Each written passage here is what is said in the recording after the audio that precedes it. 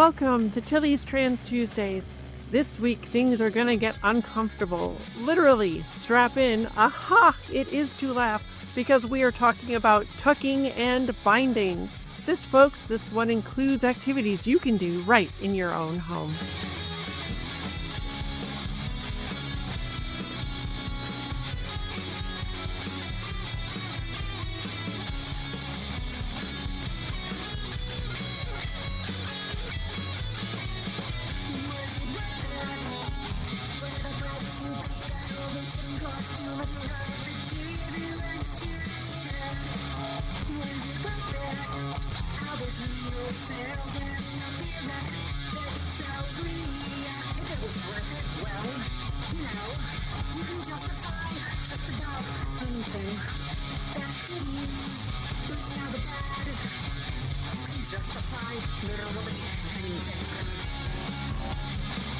Hi, I'm Tilly Bridges, your host, and I'm joined by my writing partner, my best friend, my wife, our token cis representation, the only lady I'm happy to bind myself to forever, Susan Bridges. Wow.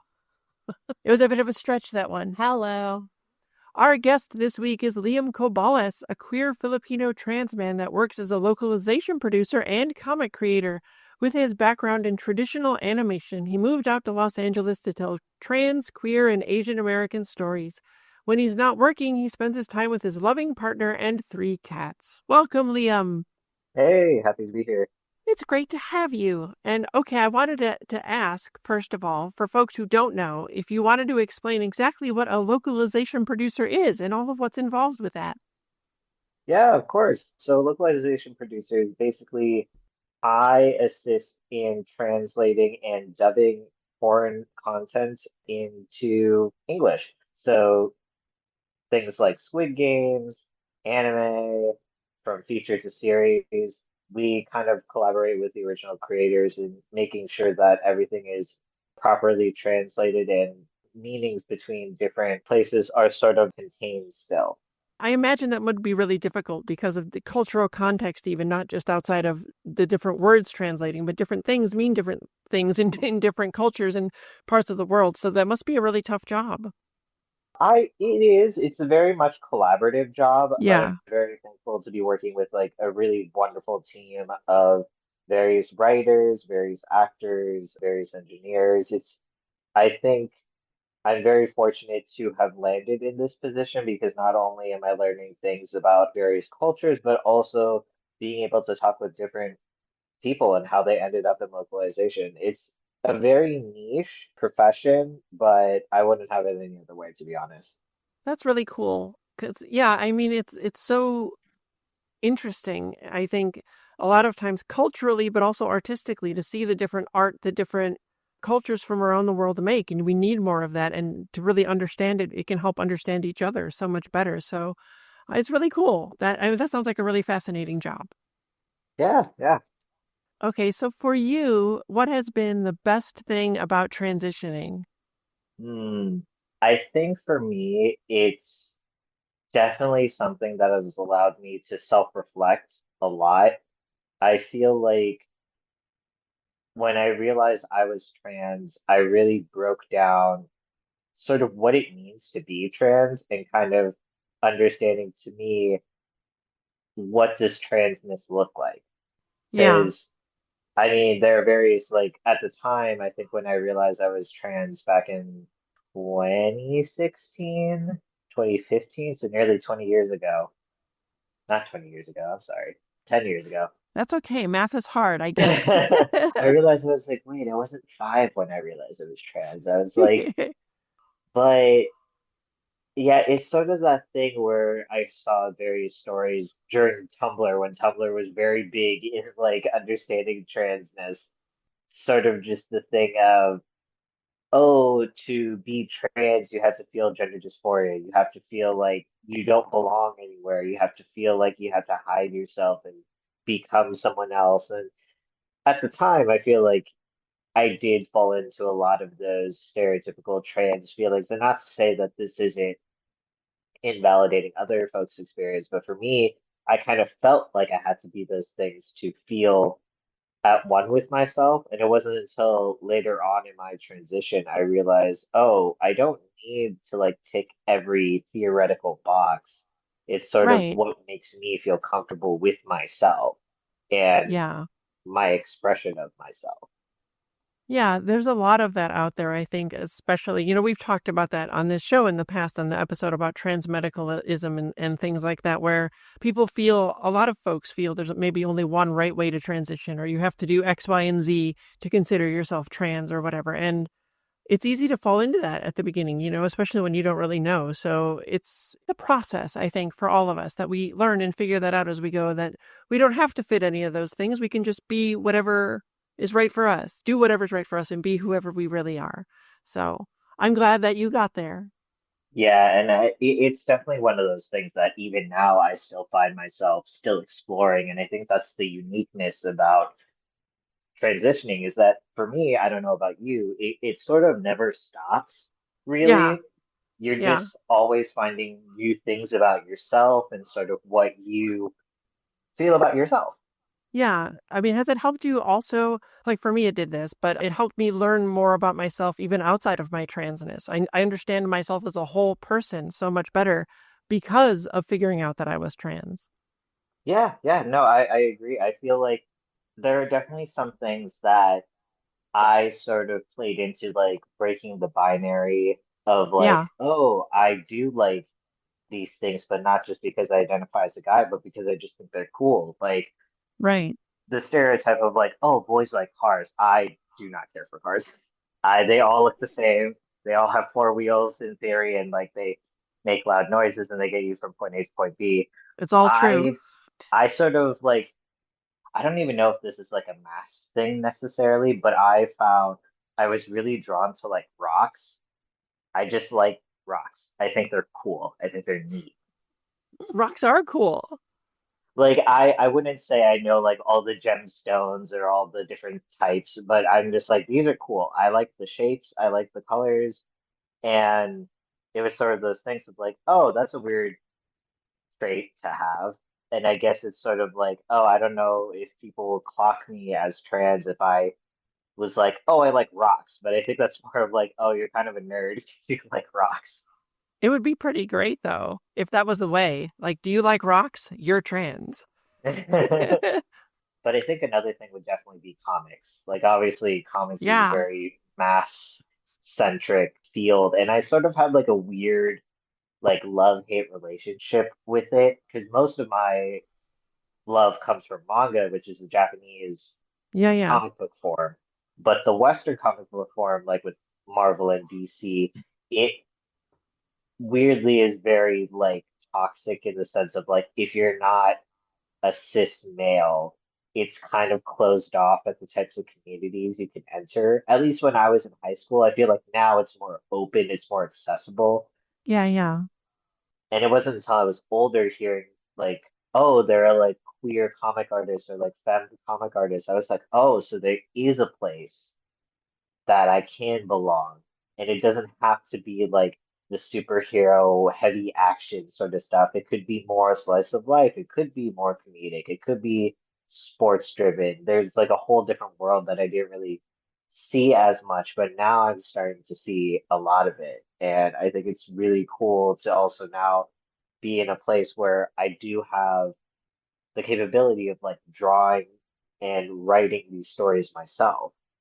Yeah, a lot of comics, I think the whole industry was very bro focused for so long. And it was always, especially in the US, very much about superheroes all the time. But comics is a medium, right? And it's a format that you can tell stories through, and superheroes don't own it. Even though I love superheroes and they're cool, they're not the only things that you can do with a comic book. So yeah, it's so And we're much more than writing that. comics now, We are. and they are not bro focused. They are not. Okay, so on the flip side of that, what has been the worst or one of the most difficult parts of transitioning for you?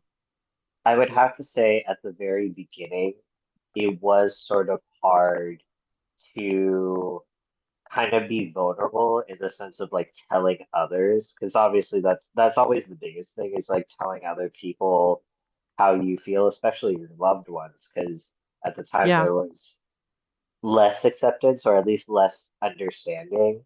I know when I came out to my parents, and my parents are immigrants from the Philippines, they didn't fully understand when I told them that I was trans. Part of it Yeah, was I feel like a language barrier. Other parts were just like they just didn't fully understand the concept. sure. And it kind of led to a lot of miscommunication that was mostly me just being afraid of sitting down and having that serious conversation of like, look, this is who I am. And if you don't love and appreciate this, then I'm not changing for you. I might like have to cut myself off from you.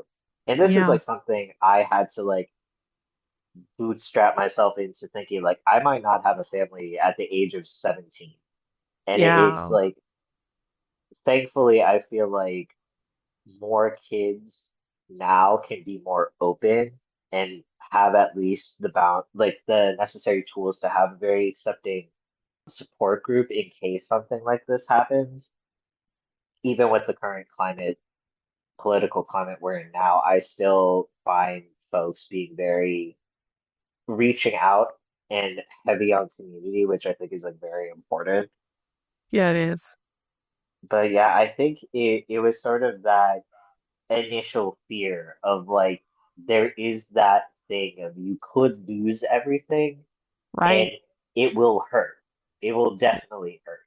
But it's sort of the thing of you're kind of weeding out those that don't really want to fully embrace the true you because they like the certain aspect of you. But then when Yeah. you decide to change, they're like, oh, we actually don't like that. We want you to stay the same. Then it's like, do you truly, genuinely love me then? Because even if you aren't trans, you're always going to change as a person. Right. It's Yes. just inevitable. But I think with being trans, it's more physical, mental, emotional, like it's more out there than it would be for a cis person. Yeah.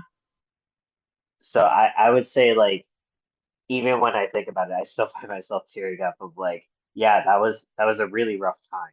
But if I didn't do that, I wouldn't be who I am and where I am today, I feel like. Yeah. And it shouldn't be this big scary thing for us, right? It should just be a normal thing that we can tell people, but our society doesn't make it that way. And even with me, I knew all of my friends were good, accepting people. I knew that Susan here, my wife, was, and everybody, but it was still terrifying because you never know what somebody maybe has hidden or doesn't even realize about themselves, about how they feel about trans people until it happens. And so it's a really big, scary thing, and it is really tough to deal with. And community is super important. I'm glad that you mentioned that because we can help each other through in so many ways that we can't get through alone. So, Yeah. all right. Well, before we dive into this week's topic, do you want to let folks know where they can find you online after listening? Yeah, you can find me at Natural Mid at Blue Sky. I also am on Instagram occasionally and trying to consistently post my art under the same Natural Mid account. Excellent. Okay. Caveat, as a trans woman, binding isn't something I've done or have any experience with, but it's the other side of the tucking coin. So, what the heck are tucking and binding? Very generally, tucking is what some people who were assigned male at birth do to hide the penis and testicles. Binding is what some people who were assigned female at birth do to hide breasts. Why on earth would we do that? Well, there's a few reasons, and it can be a combo of them or even something else entirely. Also, trans men and women aren't the only ones who employ these techniques.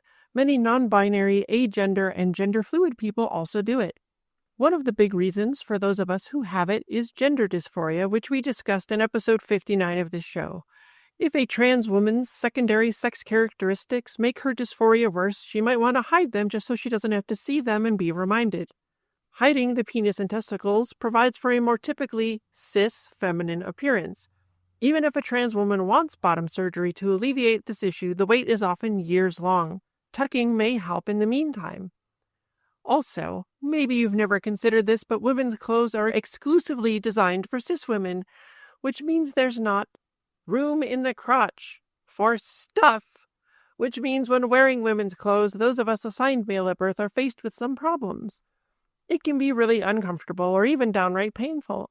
On top of that, as the clothing wasn't designed with room for crotch junk, said crotch junk can show in ways clothes designed for cis men might prevent. There are even specifically undies to help trans women with this, which you can learn more about in episode 25 of this podcast on trans freedom and underwear.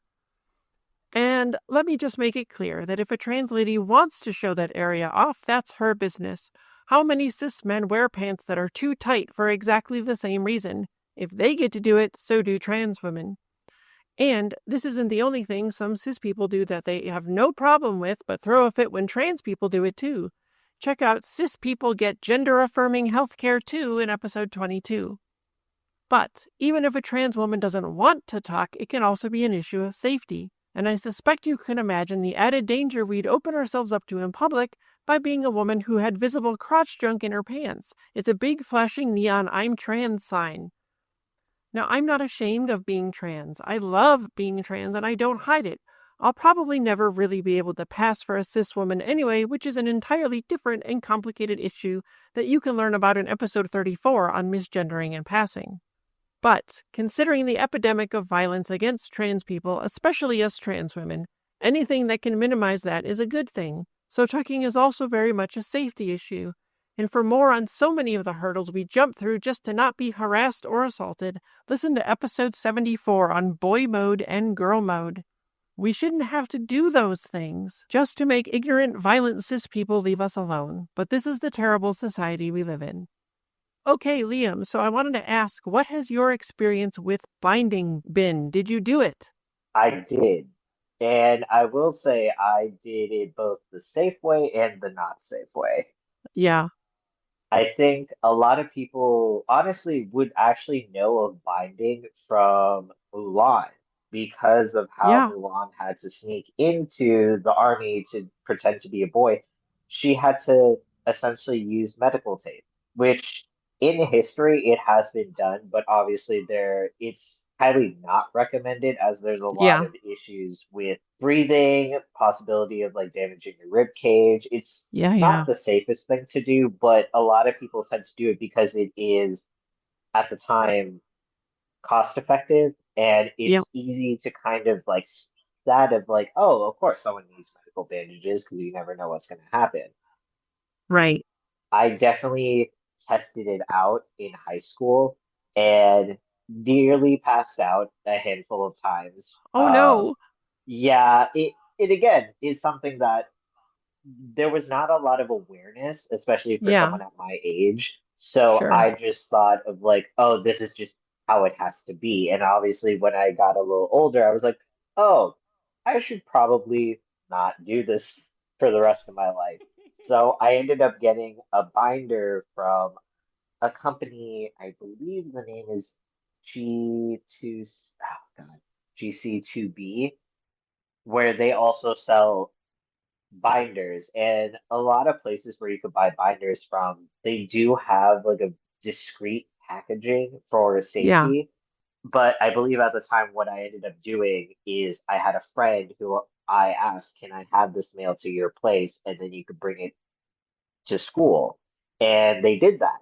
And right. again, it's another important thing of like community being able to like have these people to kind of help you with these things if you know that even with the discreet packaging, it might not be safe to keep in your house. Yeah. Community in that sense is another great way to do it. The thing with binding for me is that I'm Asian, so like I didn't really have a lot of assets, if that makes sense, growing up. And I Sure. even was a late bloomer. I didn't start puberty until I was 17, near 18. So Oh, nothing wow. was really developed at that time. But I was told that trans men had to buy Mm, to present more masculine. And yeah. growing up, like I had people already confuse me as being being a man or a boy because I was so flat chested. And I sort of wore the binder as more of like assurance to myself rather than actually presenting as mask. And it wasn't until the conversation kind of came with like me and my friends in college who sort of were also transitioning in their various ways. They were talking about top surgery and the aftercare, and I was like, oh, I should probably look into that too. And one of them was like, well, why do you? You don't really have anything to take away.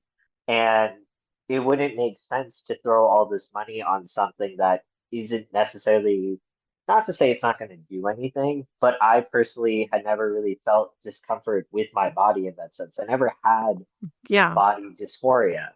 I just kept the binder as more of a of an assurance to myself and my transness. And when my friend told me that, I stopped wearing my binder. And to this day, I haven't binded, I haven't done top surgery, and no one's noticed a difference. A lot of people even now think I'm just like a cis man, which is interesting to me because I've held on for so long the need to have a binder and change how my body looks when I didn't necessarily need it, at least for me. Like it, I've had friends who, to them, binding is like what gets them through the day. And some Right. of them even wore like a tighter binder because they felt like their current binder didn't flatten them enough. And there is also a safety issue with that of like, you don't really want a super tight binder because it's essentially the same as the ace bandages. It restricts airflow, it Right. can cause long-lasting damages. Yeah. But I think it's just also an interesting thing of I've had cis women ask me about binders because they feel like to them it's a more how they phrase it to me, it's a more secure sports bra in the sense of it can help flatten them Yeah. and not feel so I'm trying to remember the words they put it, like exposed. They feel Sure. like it's just too much. And they just want like something to just slim them down a bit, which I find interesting because it is for that purpose, but they're still very much comfortable with the idea of like, I am a cis woman, I'm proud of Right. being a cis woman, but the binder just helps me feel more secure with my body, which is something I never really would think they would need for Yeah. that purpose, you know. Yeah. I mean, I think it's important to realize and remember to folks out there listening that, like Liam was saying, you don't have to have a binder or wear a binder or do any kind of binding if you're a trans man, unless you want to or need to. It's entirely up to you. And you know, I didn't know that some cis women would want to do that, but I guess that makes sense because I mean, it's just about bodily autonomy, right? We all just want to feel at home in our bodies. And so even cis women or cis men can do these things if it makes them feel better. It's about finding what's right for us across the board for everything, you know? Yeah, yeah. And I think like I was also a cosplayer back in the day, and binders were like well commonly used across the board from cis men to cis women, trans folks. And it was kind of just this thing of like, yeah, if you want to like cosplay this character who's super flat chested, like Sure. get a binder. It is one of the necessary things that you would need for cosplay. And honestly, a lot of like my binding knowledge came from my cosplay community back in Chicago. Oh, wow. Yeah, it's sort of interesting of how like a lot of my understanding of trans culture comes is very tied to nerd culture or pop culture in that sense. But yeah, I think it's just one of those things where there is like a black and white version of like what a binder is supposed to do and represent. But like anything in this world, it's not just black and white. Like it is inherently a fabric of clothing that you put on your body to do a thing. It's the same as a t-shirt, it's the same Right. as like pants. It's just used in a specific way, but anyone can necessarily use it. Absolutely. Well said. All right. So now you know why we do it and roughly what it is. And I bet you're wondering, how does one do these things? Well, remember when I said there was something you could try right in the comfort of your own home? I should warn you now, there's nothing comfortable about it. Guess what I'm going to ask you to do today? Ta-da! Okay, listen. There's not a lot of being trans that cis people can actually experience for themselves. Although, see the essay on gender euphoria at tilliestranstuesdays.com because that one you definitely can. But tucking or binding is something you can do, as we just talked about. Some cis people do, and I want you to because it will give you a little more insight into some of the things we deal with. I actually want you to try it. You, cis person who is listening right now, once this episode is over, you have homework. All right, cis dudes, are you ready? You're a manly man, nothing to be afraid of. You can do it. I believe in you. Here we go. Did you know that humans have a little opening, I guess, for lack of a better word, in the abdomen? It's called the inguinal canal, and in assigned male at birth, folks, it's basically right under and kind of behind the penis at the top of the scrotum. Oh no, weird medical crotch terms. You can learn more about it at a link in the show notes. If you gently poke around there, you should find it. And here's where the fun comes in. You know how your testicles maybe move around in the scrotum a little bit? There's room for them to do that because they like to party. So let's party. Gently push them up into the inguinal canal. I hear your screams from here, but it'll be fine as long as you're careful. Spoiler alert, they've probably already been in there, like when it's very cold or at other times when they recede somewhat. One goes up and in on each side, and then you pull the penis down and back to rest between your butt cheeks. Don't pull too hard or too far or wedge it in there hard or anything, but that's where it goes. If anything hurts, you're doing it wrong. It should be uncomfortable. It is definitely uncomfortable, but not painful. If it hurts, undo and try again. Then you pull your underwear and pants back up and voila, your junk be hidden. Well, mostly. Okay, so you successfully done your first tuck. Now what? Try walking around. Try bending over. Try sitting down. Now imagine doing that for an hour, 2 hours, 8 hours, all day, every day that you have to leave your home, or maybe all day, every day if it makes your dysphoria better. Welcome to a tiny portion of the trans woman experience. Oh, and anytime you have to pee, guess what? Undo and redo all of it, every time. And you may notice that things are popping out. Yep, you have to use things to help hold it all in place. Some people use tape, ouch, or sports tape that's at least meant for skin. Some use a gap that goes over the underwear, and again, some use specialty underwear that's meant to smooth the area over, as discussed in that trans freedom and underwear episode. There's even now something called T-tape, which is meant exactly for this, but I have not tried it. But all of this is to flatten the front appearance and help keep everything tucked away without popping out. Before I had enough tucking undies to use every day, I had to remember to put them on if I was going out because regular underwear would not work. And stop and imagine for a minute if every time you left your home, you had to remember to pause and think about what underwear you were wearing, and then very likely have to go change them just to go to the grocery store. Isn't that fun? For cis women to try binding your breasts, you know how a sports bra really flattens out that area. That's a good start. There are binders made for this specific purpose, but they can be expensive. You can also try doubling up a sports bra to get more compression, but you have to be really careful because obviously you're restricting your chest, which means if you do it wrong or too tightly, you can injure yourself. Either way, it may somewhat restrict your breathing, and this is what trans men and some assigned female at birth non-binary people have to do every day. You can read more about safely binding your chest at a link in the show notes.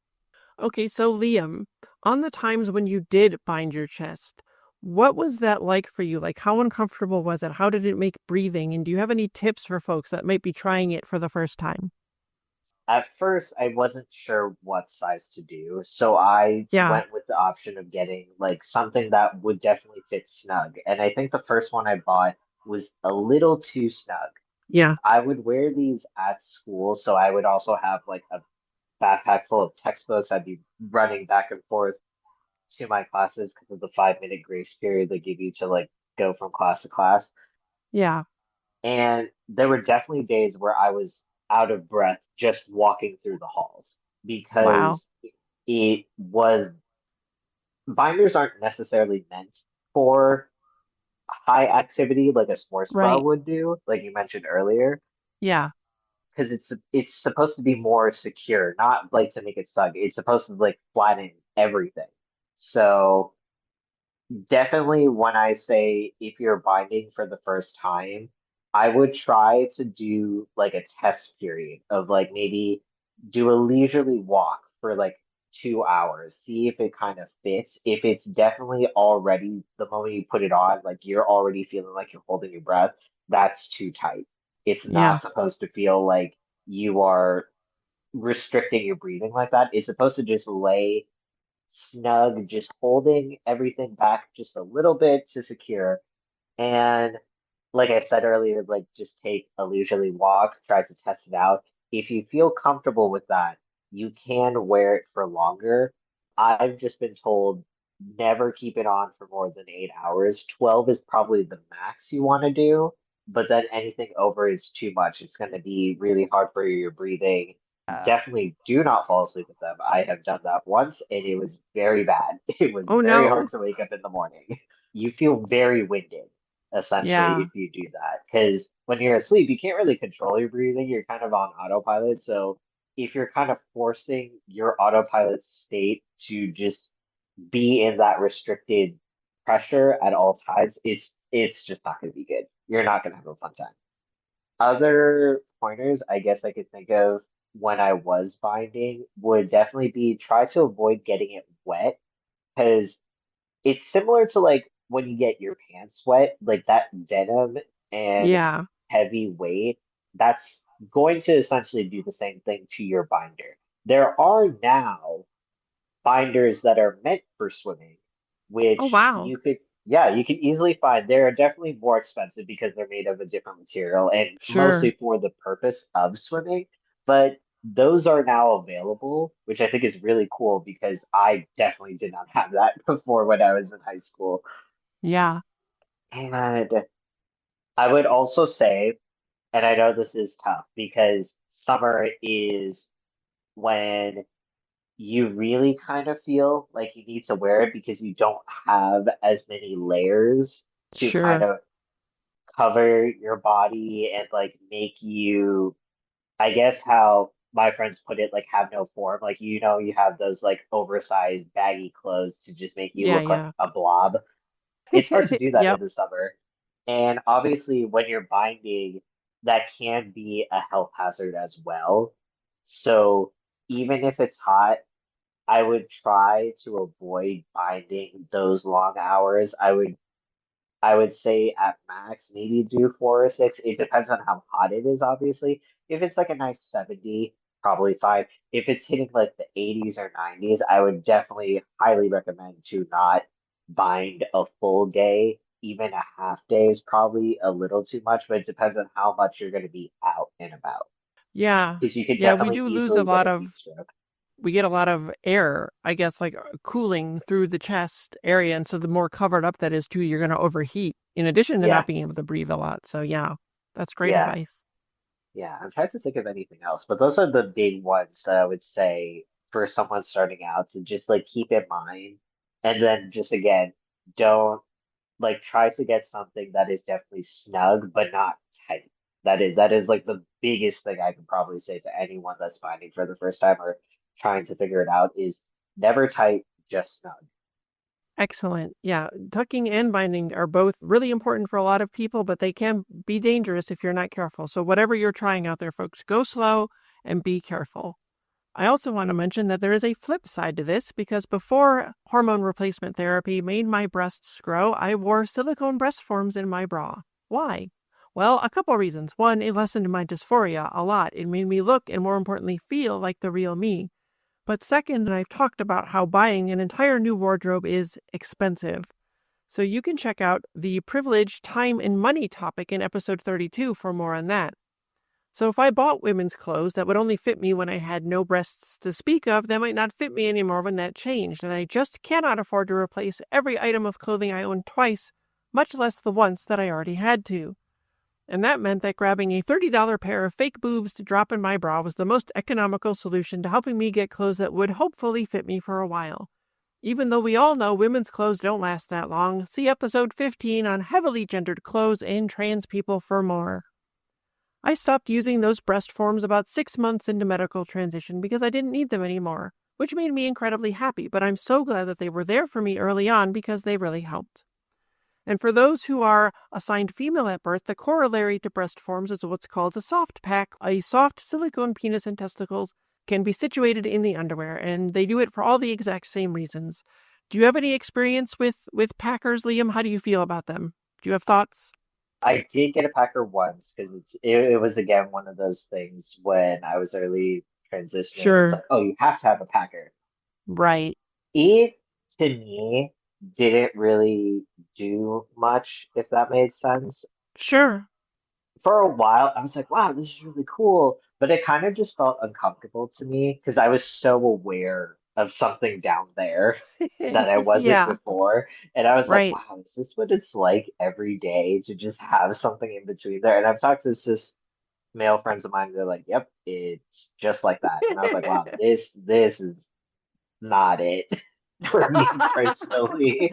Um, I I think I kept it for a while, but then when I moved out here to California, it suddenly went missing. And I was actually talking about it with my partner the other day. And they're just like, what happened to it? I was like, I don't know. I just hope it's not left in one of my previous apartments for someone to find, just like What a sitting in thing the to closet. find.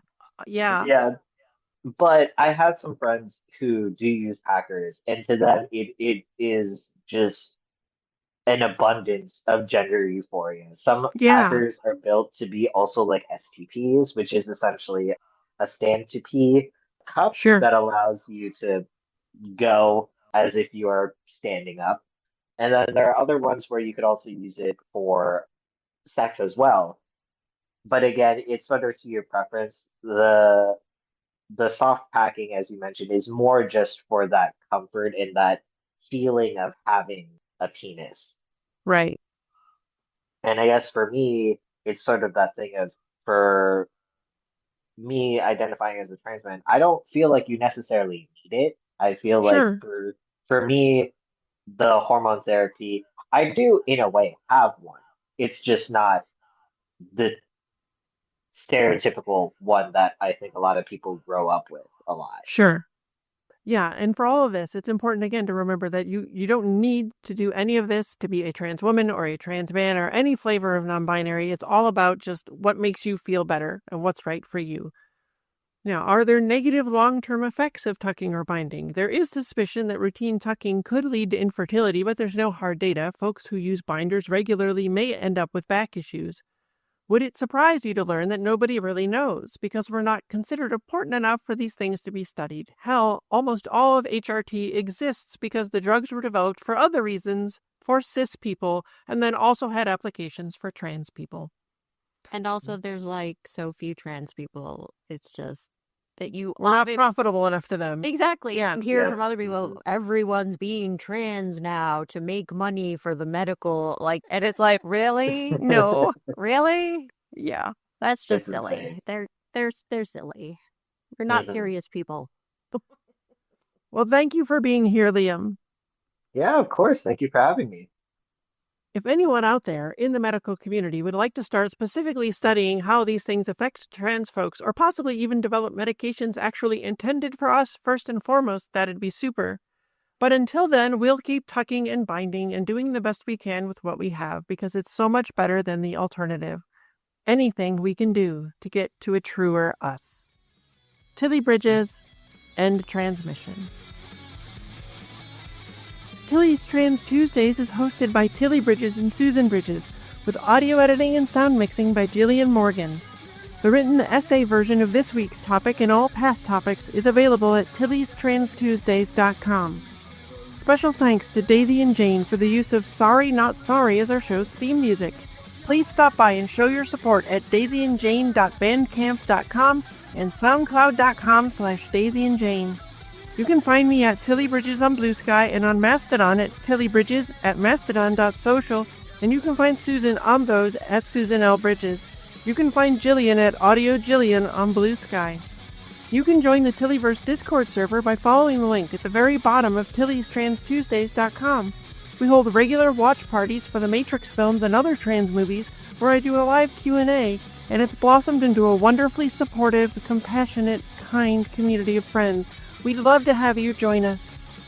If you'd like to keep up with all the writing that Susan and I do, you can sign up for our newsletter at birdguestbroadcast.com. If you enjoy this show, please take a moment to leave us a rating on Apple Podcasts. The largest segment of our listeners find the show there, and more reviews equals a higher profile, which means it will reach more of the people who need it. Thank you for your support. For more information, visit pendantaudio.com. Thanks for listening.